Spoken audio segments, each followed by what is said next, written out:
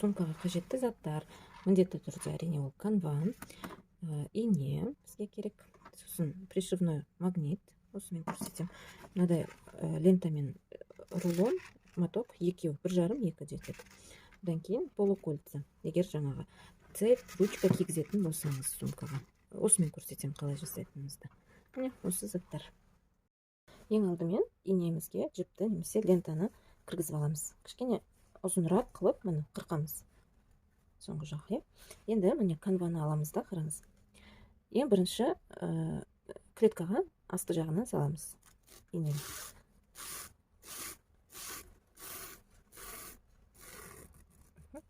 Сондай где-то қалдырып қоямыз да, қараңыз енді. Міне, 1 осы салған жерді санайсыз. 1, 2, 3, 4, 5, 6, 7.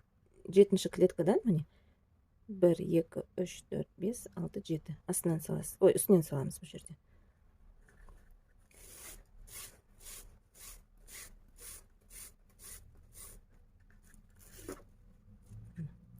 Енді мына келесі клеткадан саламыз. Мына беттен астынан, мына жағынан үстінен.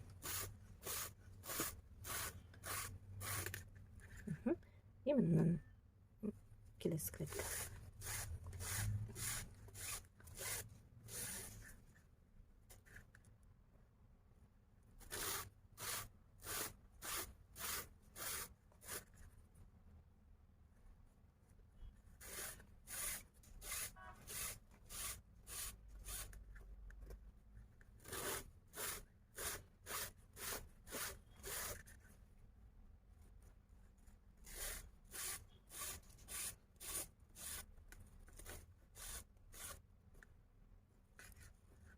Бір, екі, үш, төртеу жасадық, міне 5-шісі.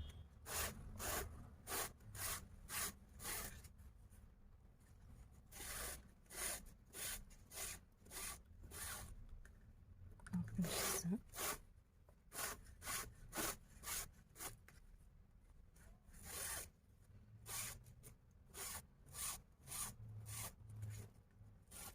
И 7-шісі. 7-еу жасаймыз жалпы.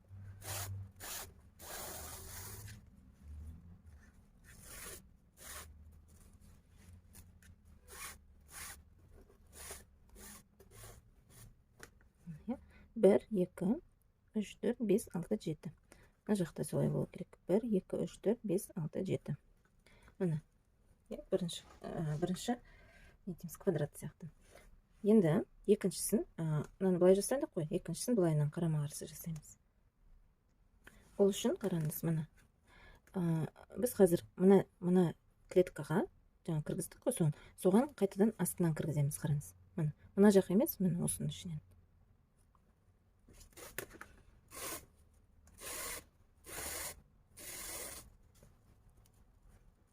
Осылай тұру керек. И мына жерге тағы да бір рет кіргіземіз.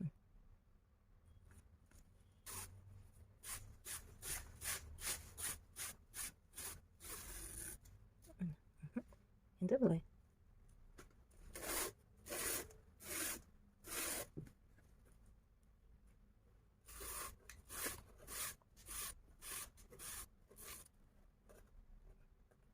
То есть, мына бергі жағын астынан, мына жағын үстінен.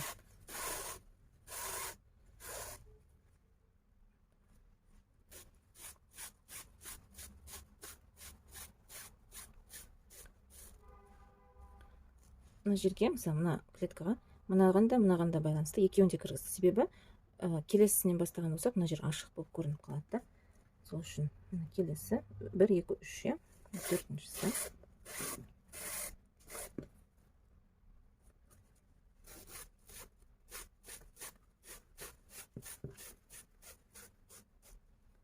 Бесіншісі.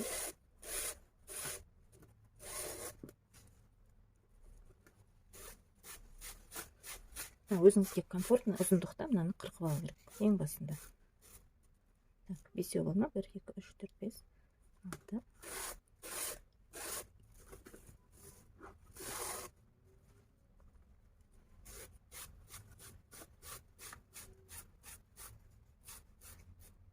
И соңғысы 7.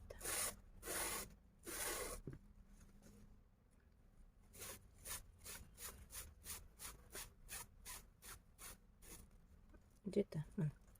Келесі 4 бұрыш, келесі квадрат бізде былайынан болады.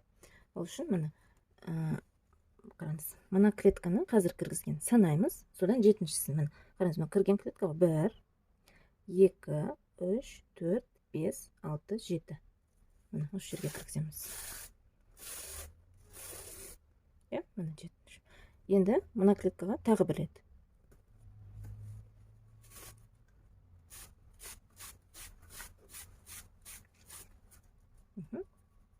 Ары қарай.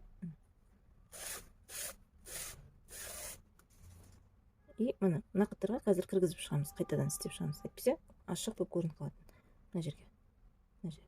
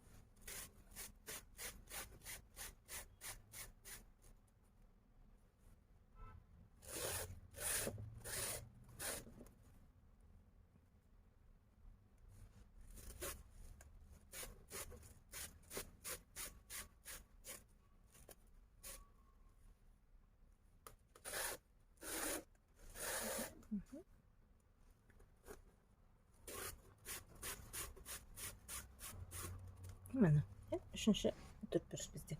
Келесісін былайынан жасаймыз. Ол үшін міне мына жерге кіргізесіз астынан.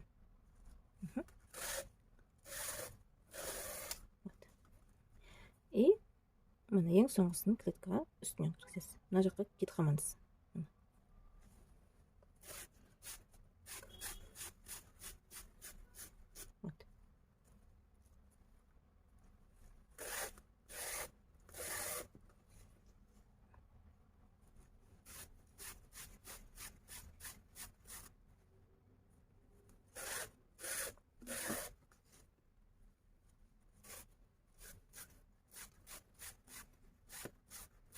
Үшіншісі,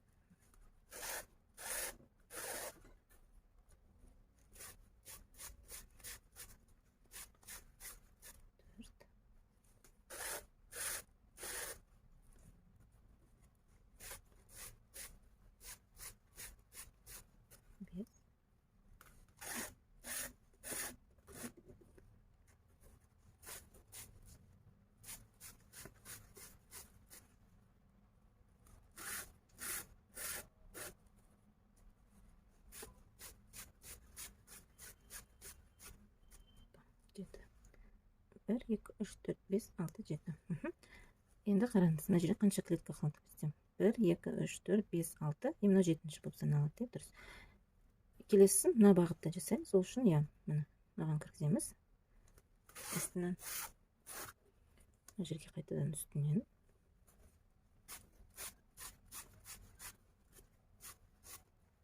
Тік-тік-тік-тік мына бағанағыдай жасап шығамыз.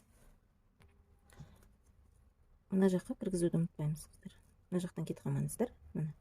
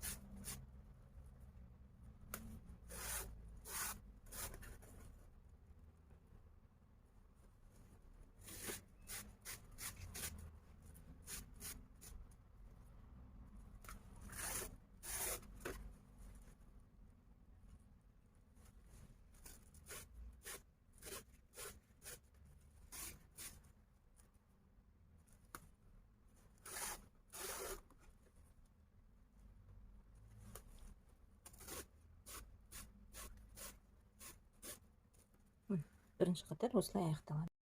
Сіздер қараңыз, мына бізде мына жерім бітті. Енді біз жіп мына жаққа келуіміз керек қой, келесі қатарды жасау үшін. Ол үшін былай жасаймыз. Инені мынаның ішінен ақырын өткізесіз.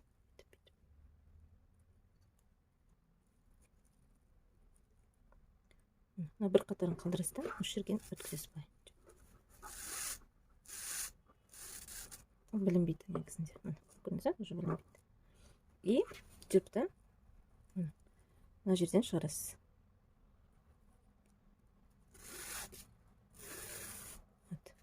Еш нәрсе білінбейді, көрдіңіз бе?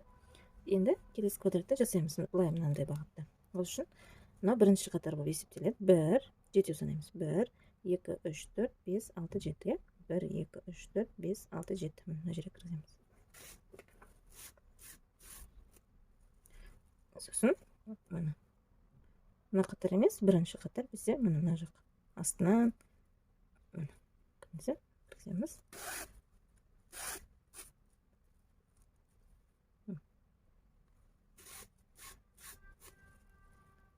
Келесі.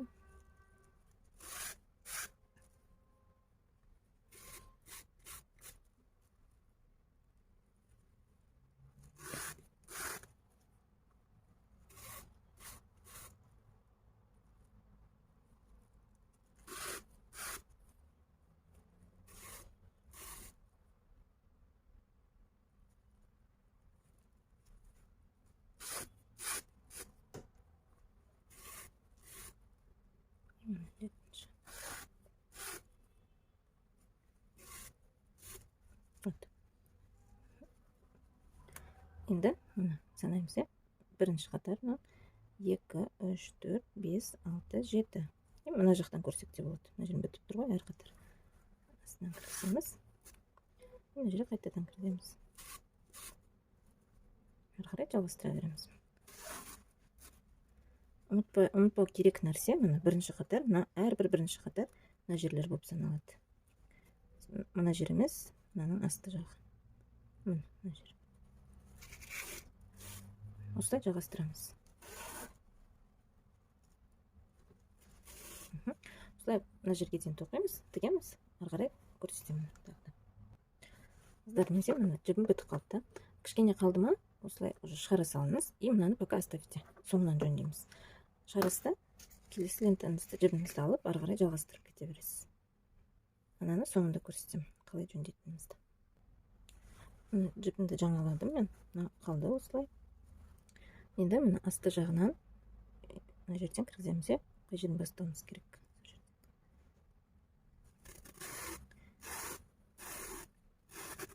Мына кішкене қалдырамыз. Мына сияқты басында. Ары қарай жалғастырамыз.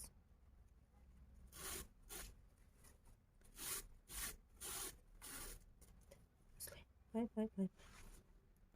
Мына соңын, қыздар қараңыз, мына тартып жатсыз ғой қазір. Мына астына қалдыр жерге болады. Көрінбей қалады сонда. Мен қазір астына қалдыр жердім.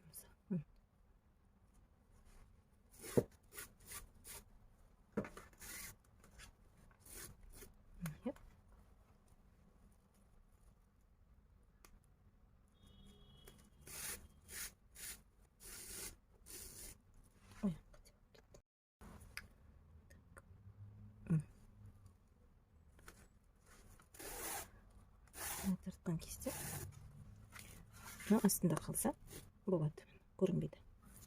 Осылай қатардың соңына дейін жасаймыз. Екі қатар бітті. Байқасаңыздар, мына жақта уже нормальный жерінен шықты да, жұмыс істейтін жерінен жіп. Мына жағынан шықса, жаңағыдай ішінен былай кіргізіп жіберетін едік. Мына шықты. Келесі қатарымыз біз былайынан тоқуымыз керек. Әдеттегідей мына бұрыштан астынан кіргіземіз. Мына жерге қайтадан кіргіземіз.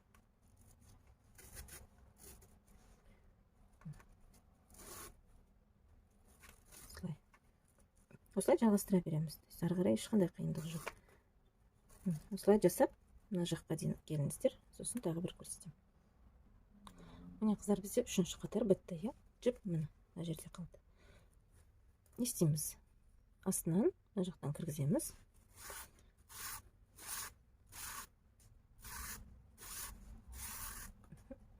И ары қарай былай жасап шығамыз. Былайынан осылай. уже білесіздер. Егер жіптер міне қалып қалды ғой бізде мына жақта, менде таусылып қалған жіптер, мұны осылай қалдыра бересіздер, артынан дұрыстаймыз. Былай міне енді толығымен тоқып шығамыз. Ұмытпайтын нәрсе, 7-де 7 болу керек, екі шеті, и бірінші қатарды ұмытпаймыз. Мынау бізде бірінші қатар болады. Мына қалып кетсе ашылып қалады арасы. Міне осылай қатардың соңына дейін тоқып шығамыз. Міне біздің сумканың негізгі бөлігі бітті. Мынау оң беті бізде. Мына жақ теріс беті. Міне қалған жіптерді қазір жасырып жібереміз. Мысалы ең соңғысы, иә, просто аласыз да.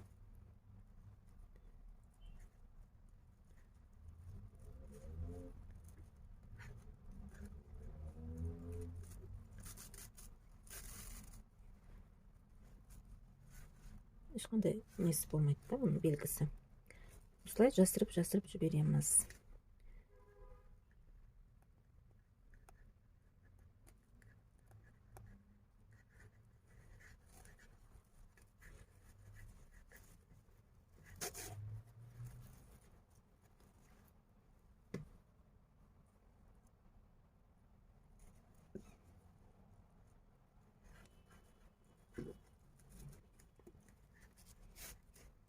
Примерно осы жетеді.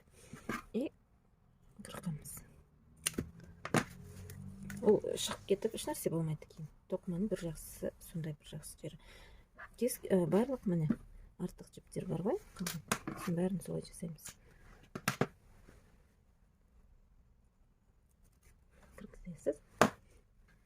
Былай кіргізсек болады.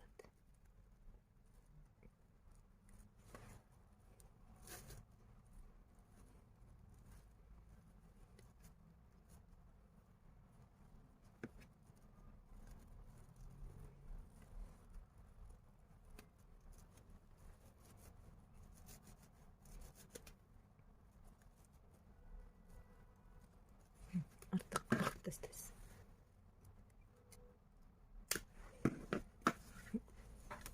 Осылай мына барлық сізде мысалы 5-6 шығуы мүмкін. Солай жасырып тастайсыз. Инеге кіргізесіз да, бас жағын.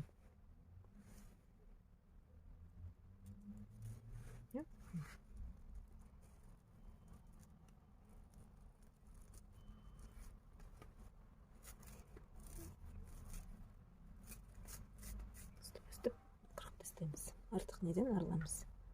Келесі қыздар, біз сумканың қабырғасын жасайтын боламыз. Мен жіп іліп алдым, инеге астынан кіргіземіз.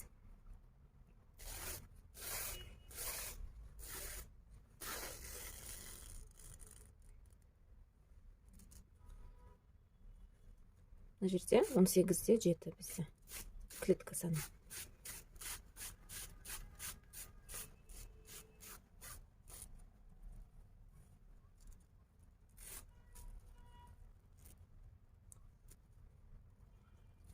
Бұл енді тура бағанағыдай ғой. Кіргізесіз, астынан үстінен кезек жасай бересіз.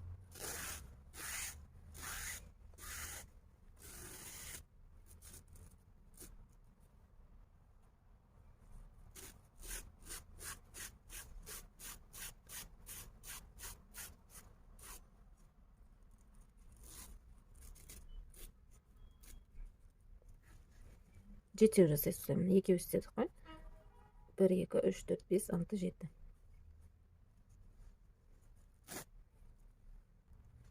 Жеті емес, қыздар 6 жасайды екенбіз. 1, 2, 3, 4, 5, 6. Иә, мына бағытта 6 жасадық. Ортасын 7 жасаймыз. Қараңыз, бірінші мына қатарды санаймыз, иә. 1, 2, 3, 4, 5, 6, 7. Жетіншісіне салады.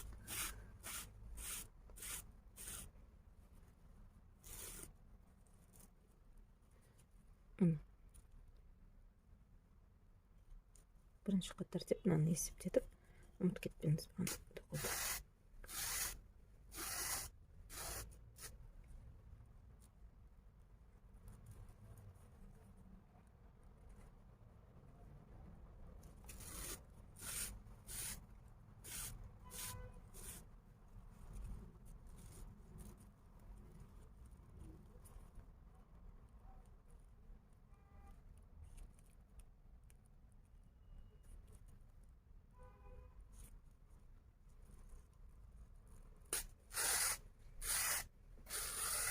жіптеп қатты ұзын қылып алмаңыз.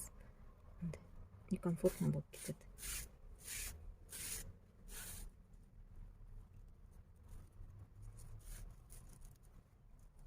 Түсінікті ғой, мына қатарларды ұмытып кетпейсіз, бірінші қатарды. Осылай былай істеп шығамыз. Екінші квадратты біттік, мына жермен аяқталды, мына жақтан кіргіземіз астынан. Сосын қайтадан мынаған.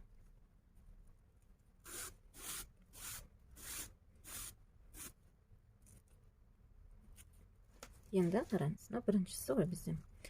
1, 2, 3, 4, 5, 6. 6-шысына дейін былай жасаймыз қазір. Сосын мына жаққа қазір мындай полукольца қоямыз, цеп тағуға сумкаға. Пока осыны жасай беріңіздер.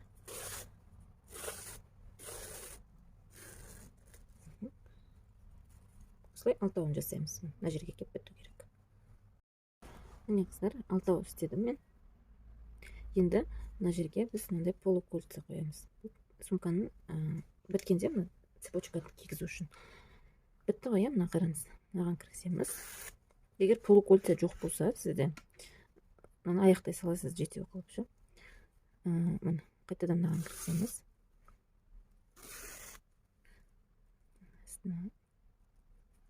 Түсінікті деп ойлаймын, бұл жері просто бетіп шығу ғой. Мына екеу істедік, үшіншісін қараңыз. Инені кіргізгенде мынамен бірге кіргіземіз. И мына жерде.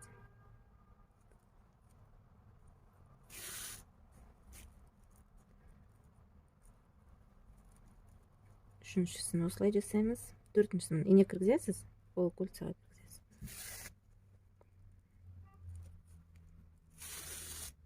И бесіншісін тоже кіргізесіз.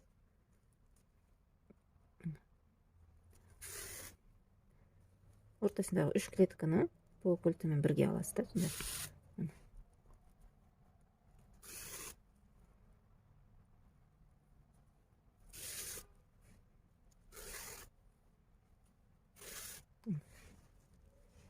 Осылай болу керек. Мен мынаны жастырып тастадым уже, ең басындағы жіпті. Жаңа көрсеттім ғой. Енді мына бітті. Біткен соң тоже былай жасай саласыз.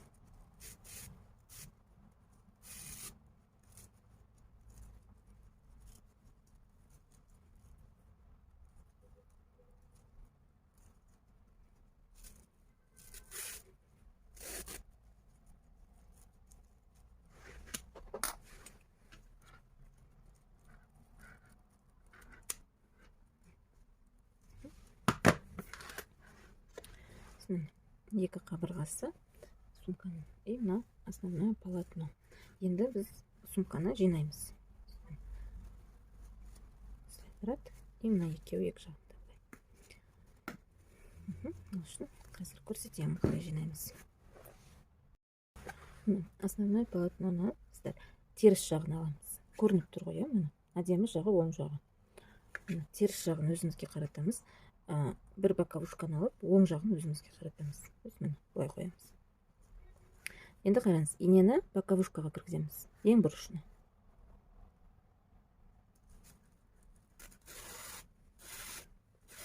Ой.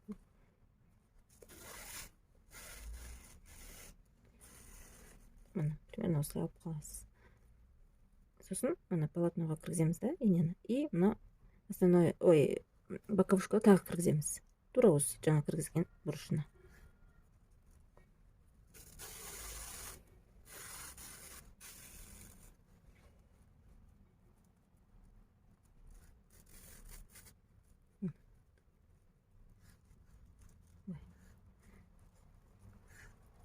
Түсінікті ғой? Екінші клеткаға кіргіземіз. И мына екіншісіне. Тура қарама-қарсы клеткаларды істей береміз соны. Екіншісі.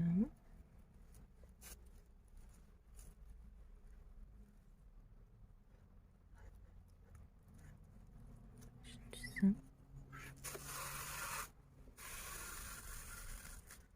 Санап отырамыз осы жерін. 3 болды ғой, бір клеткаға екеу кіріп кетпесін. Төртінші.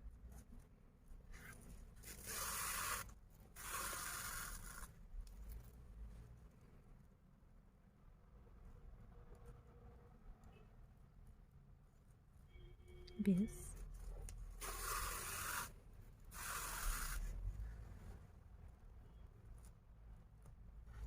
6,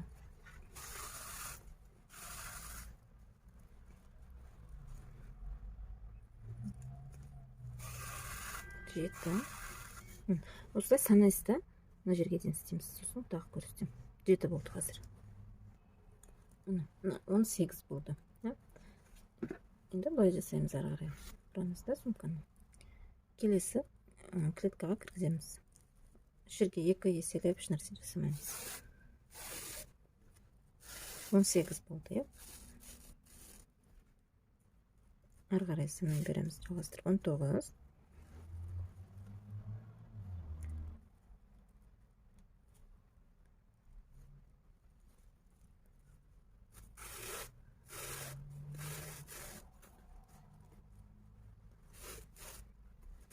20,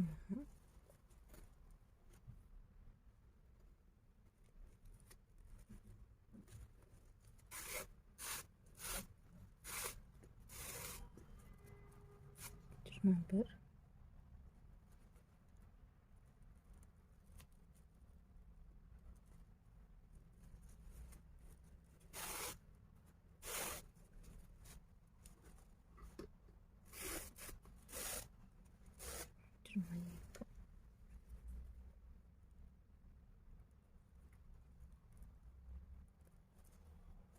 Осылай 23, 24. Сосын бұрасыз да, тағы да осылай жасай бересіз. Мына жерге дейін істейміз, санаймыз, мына жерге дейін. Ары қарай керек емес. Мына жерге дейін жасағанда менде 41 болды. Ол не үшін керек дегенде, қазір мына жағын дұрыс қою үшін керек болады. 41, есімізде сақтаймыз да, ары қарай кеттік. Ары қарай міне кәдімгі бір клеткадан былай қалай айтсақ болады, просто былай жүргізіп шығамыз.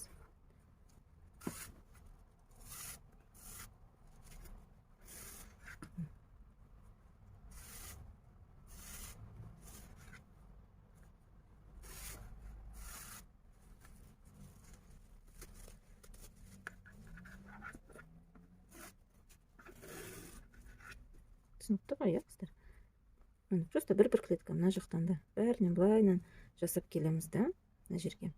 Примерно мына тұсына келгенде тоқтаймыз, мына жерге келгенде. Сосын мына жерде клеткаларды санаймыз. 41, мына жақтан бастап санаймыз да, 1, 2, 3, 4, 5, 6, бай. 41-ші клеткаға келгенде келесі боковушканы қойып жасаймыз. Оны қазір көрсетемін. Примерно былай жасап шығыңыздар, мына тұсқа келгенде тоқтаңыздар. Мына қыздар, мен шет-шеттерін істеп шықтым. Мына жерге келдім. Енді санап шығайық, бірге. 41 клетка болу керек. Мына жақтан бастаймыз. 1, 2, 3, 4, 5, 6, 7, 8, 9, 10, 11, 12, 13, 14, 15, 16, 17, 18, 19, 20, 21, 22, 23, 24, 25, 26, 27, 28, 29, 30, 31, 32, 33, 34, 35, 36, 37, 38, 39, 40, 41. 41-ші клетка. Қазір мына жерді істеймін. Біреу қалыпты.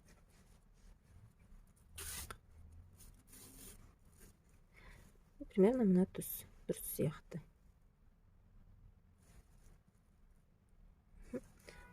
Енді не істейміз? Боковушканы былайынан қоямыз. Оң жағын өзімізге қарады. Сосын ары қарай жасаймыз. Бірінші мынаған кіргіземіз. Сосын бұрышына кіргіземіз.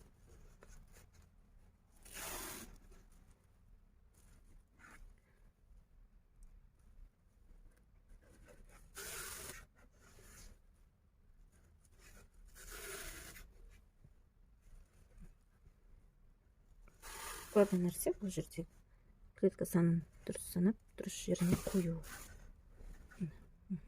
Вроде дұрыс. И былай жаңағыдай жалғастырып мына жерге тоқтаймыз.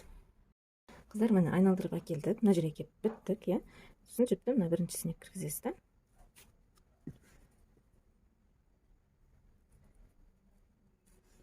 И жасырып жібересіз.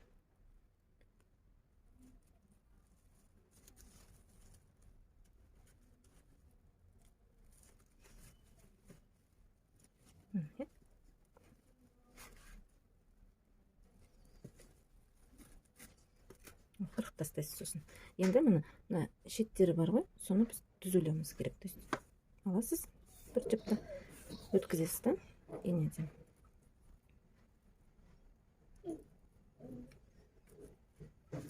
Именно мына жақтан бастайсыз, сыртынан ішінен разница.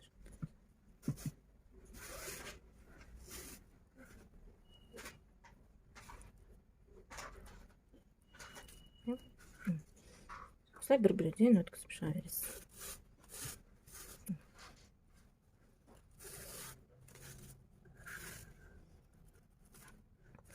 Сонда шеттердің бәрі ровный болады. Осылай, былай, мына жерден аяқтаймыз. Қыздар, міне былай айналдырып мен болдым. Сразу жаңағы қалған жерлерін қырқып дұрыстап қойдым. Аны білесіздер. Енді магнит тігеміз. Менде осындай пришивной магнит.